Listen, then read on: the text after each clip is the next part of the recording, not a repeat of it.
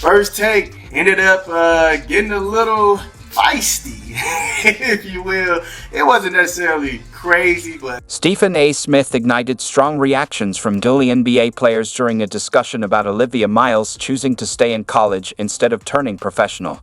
He highlighted that Miles could earn more through NIL, name, image, likeness, deals than Caitlin Clark's reported $76,000 rookie salary. The conversation quickly became intense on the set of First Take as the panel debated the CBA and the fact that Olivia Miles hasn't officially declared for the WNBA draft. A female co-host insisted that a woman should be brought in to provide insight into why comparing WNBA and NBA salaries isn't a fair discussion. In response, Stephen A. referenced revenue differences between the leagues, while Shannon Sharpe cautioned about demanding changes without bargaining power.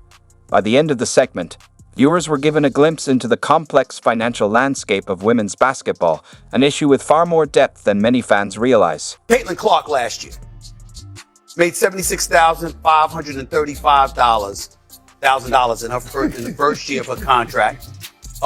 Wait, say that again. How much? $76,535. Obviously, she made considerably more off the court. This is on the court. Yeah. WNBA album. Stephen A. Smith just shook up the basketball world with a powerful segment on First Take. He revealed that Olivia Miles isn't heading to the WNBA just yet, and the reason comes down to money. Can you really blame her? The financial reality Stephen A. laid out is eye-opening for anyone who assumed that the top stars in women's basketball were earning big paychecks. We also got to look at Notre Dame and what's going on there that you can't get what you want from that school, from that institution. What's the problem there? You're producing for them. You're a commodity and an asset to them. Why do you have to entertain departing for another school or the WNBA when you consider what Notre Dame has the ability to? Let's break down the numbers. Caitlin Clark, arguably the biggest name in women's basketball right now, is set to earn just $76,535 during her rookie season with Indiana. That's about the same as what a junior marketing associate might make in cities like Chicago or New York, barely enough to comfortably cover living expenses there. Meanwhile, top college athletes with strong NIL deals are reportedly pulling in six figures while still in school. For elite players trying to make the most of their earning potential, the math just doesn't add up. WNBA Players Association chose to opt out of their current collective bargaining agreement at the end of the 2025 season. Lottery picks in 2025 will make $78,831 in their first season, $348,198 over the course of their 4-year deal. Stephen A. Smith emphasized that Olivia Miles is making a strategic business move by staying in college. This decision allows her to keep building her personal brand, boost her visibility, and capitalize on NIL opportunities that could far exceed a WNBA rookie salary. It's a smart career play rooted in long-term financial thinking. Timing plays a crucial role here. The current WNBA collective bargaining agreement includes a key opt-out clause after the 2025 season. Because of this, players and agents are planning their moves carefully. For Miles, waiting until the 2026 draft rather than entering now could be the difference between financial uncertainty and long-term success. Exponentially more dollars projected to be available to her. So she could, as Shannon pointed out, be looking to go back to college with an NIL deal that's going to get her more money, wait to go into the WNBA draft, and position herself to sign for exponentially more than she would be able to if she entered this WNBA. Imagine being a rookie trying to get by on $78,300 in a city like Los Angeles. After taxes, rent, transportation, and basic living expenses, there's hardly anything left for savings, let alone emergencies. It's a tough financial reality, and many players are forced to take on second jobs during the off-season just to stay afloat. These challenges push athletes to make tough decisions about their careers. What's even more telling is how current WNBA players are handling their contracts. Many seasoned veterans are opting for one-year deals instead of committing to long-term agreements. They're banking on the 2026 collective bargaining agreement to bring a major salary boost, choosing short-term uncertainty in hopes of a bigger payoff down the road. I'm going to come to you. Let me tell y'all why y'all need to stop that. We're going to be honest on this show. Why? The fact of the matter is, stop comparing yourself to the NBA because the NBA makes exponentially more. So because it was a combination of two things. Number one is the money that they make. And number two is the position that you're in from a collective bargaining perspective to ask yourself how much credit do you deserve. Olivia Miles is taking a different route, choosing to maximize her NIL earnings in college now and delay her entry into the WNBA until the financial landscape improves. She gets to enjoy the spotlight, secure endorsements, and build her brand in college, with the potential to earn more once a new league agreement is in place. But her decision also shines a light on a deeper issue. Many top women athletes are currently earning more in college than they would as professionals. Unlike NBA rookies who sign multi-million-dollar deals, WNBA rookies sometimes have to take on second jobs to make ends meet.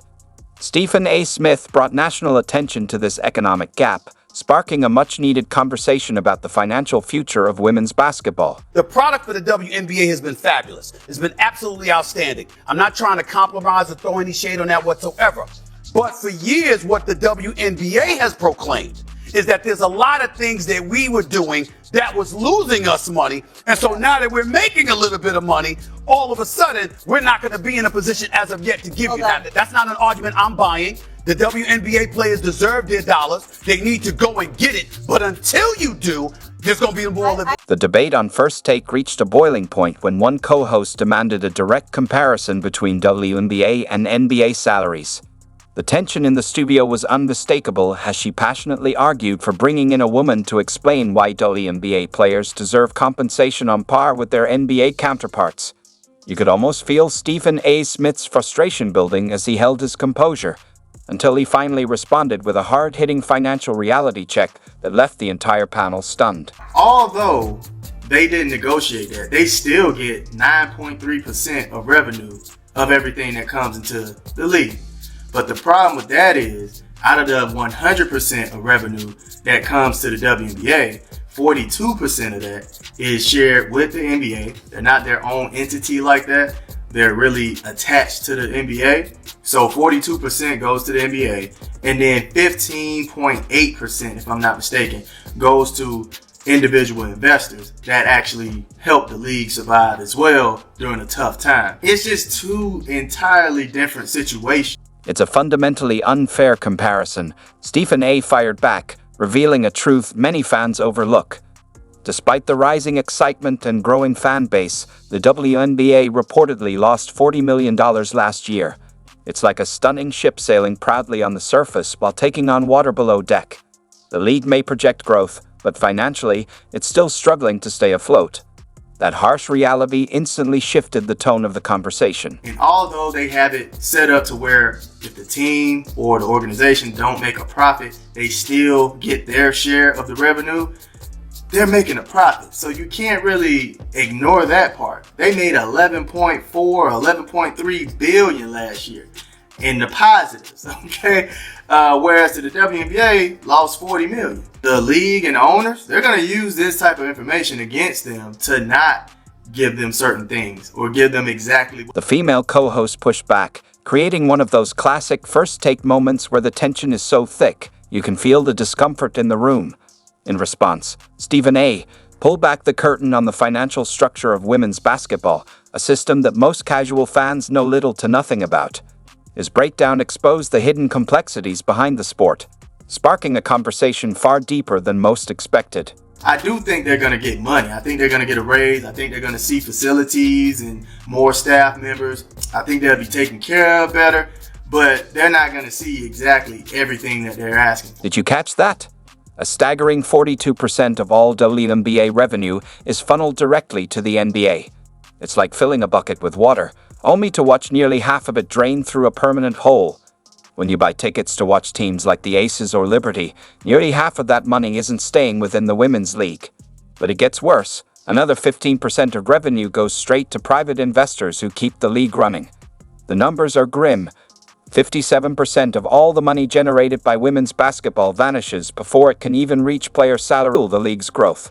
When over half the water never reaches the crops, How can the field possibly thrive? First of all, Stephen A., money matters, and I totally understand that, but it's not everything when it comes to players' decision making. And when you're talking about Notre Dame, why would they not be able to retain Olivia Miles? A lot of it is a basketball argument. She wants to go and be a primary option, and she can also make money elsewhere. So it's a two-part type of answer, not just, oh, they should be able to throw as much money and cash at her so she stays. That's not how When you're negotiating?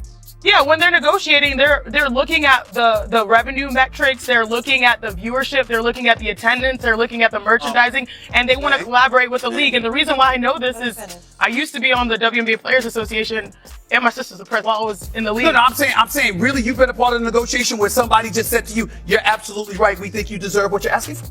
No.